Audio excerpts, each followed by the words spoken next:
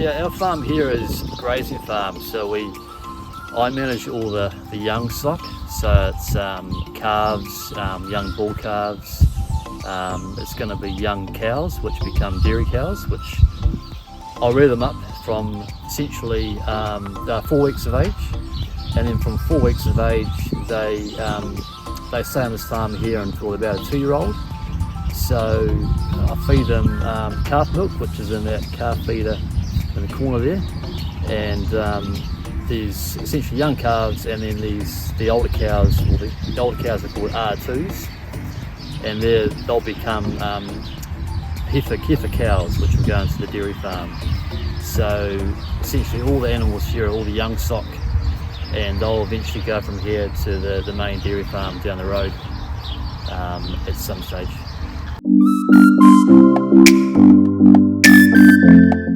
So 47 hectares in terms of the size of the farm here. Yeah, so how it works essentially, it takes water from the irrigation scheme, which is close to the hills. It comes through a main big pipeline which feeds a lot of the farms around here. So it comes into our farm here, and then it goes into the pivot base, and we've got a control box, and essentially we can apply how much water goes through the pivot. So at the moment I've got 10 mils, which is a centimetre of water, and it essentially goes around the farm and sort of pivots. That's why the name's pivot. And you can see all the sprinklers. They just they work as it goes around, and yeah. So, and you can do features on the pivot too. You can change how many mils. Like if you want to avoid a paddock and not water a paddock, you can just miss the paddock.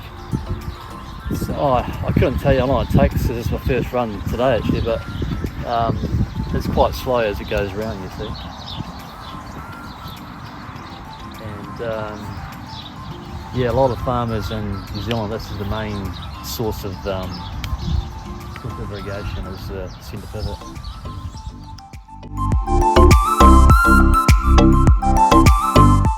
Essentially it's based on a timer, so how it works, it puts down 10 mils.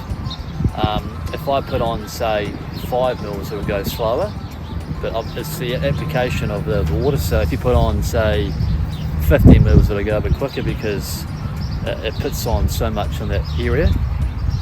So the speed is determined by how much the application of water when it goes through the pivot.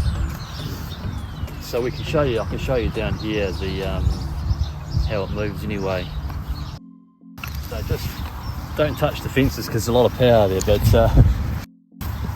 so how it works is you can see here on the fences on the farm, it's got these we call them walker bars, and how it works is that when it crosses the fence, it just pushes these down here. Let's go straight down,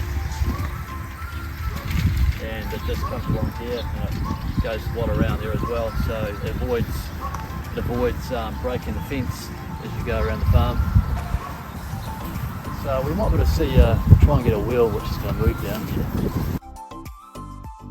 Yes, as you can see, it's quite slow moving, but these sprinklers here are putting on 10 millimetres, so 10 millimetres water on those.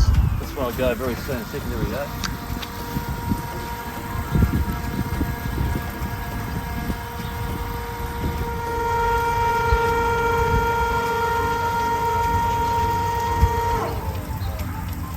Each of those wheels has got a motor, and it's got a drive shaft, so essentially like a differential. So you've got your car wheel, and it just drives each of those wheels around.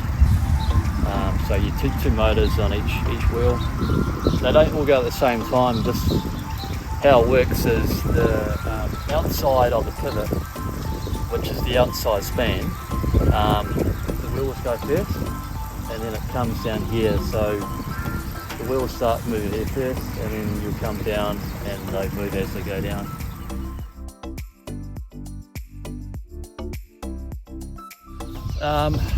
Yeah, well, obviously we need to manage someone to manage the animals, And our main farm, we've got most of the staff work on milking the cows and doing all the older cows, but obviously we need someone to manage the young stock, so obviously I'm here to manage all the calves, to make sure they're grown to a good size.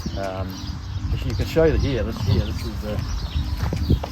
the calves will get fed. So this is our calf feeder, and essentially I towed it behind the motorbike, the quad bike here, and I'll show you here. This is that'll be the calf milk, and I'll feed that to the young calves. I'll show you where I keep the feed.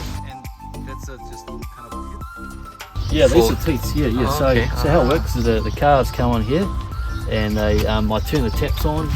Milk comes through the bar, and then they start sucking here, and they get each calf gets about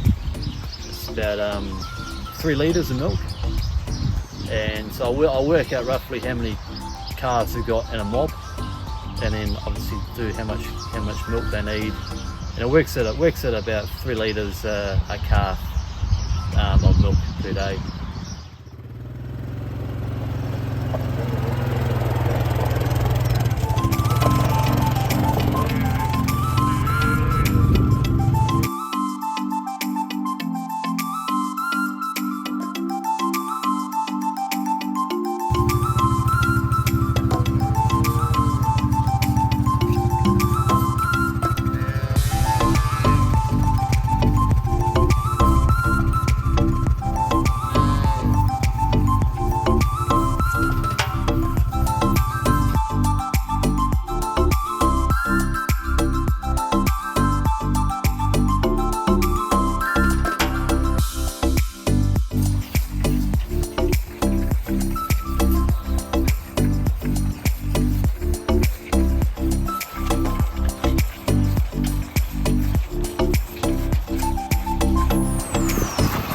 This one's a bull calf, slightly bigger than the heifer calves here.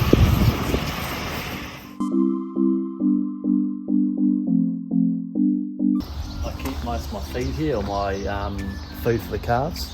So we have, there's your calf pellets. So it's like a pellet for the calves, and they eat that. And then I've got that's your bag for milk powder. So here, that goes into the calf feeder. I just mix it up with water, and yeah, I go through those bags per day, and that's it's called Lucerne, which is quite it's sort of a greeny, more of a greener kind of straw, which is quite good in fibre and protein. And the calves, I put that into a bin, and then they normally have the milk, and then they'll go nibble on the pellets, and then eat the straw, and that just gives them a bit of protein and gets the body going too. So.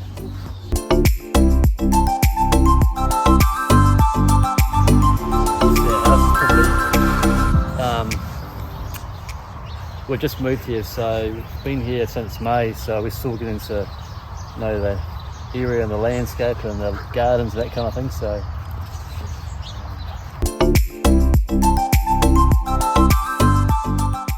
I think worldwide, global warming is going to be obviously an issue. So I think agriculture in New Zealand, we've got to do our part, and the best we can do to reduce the emissions.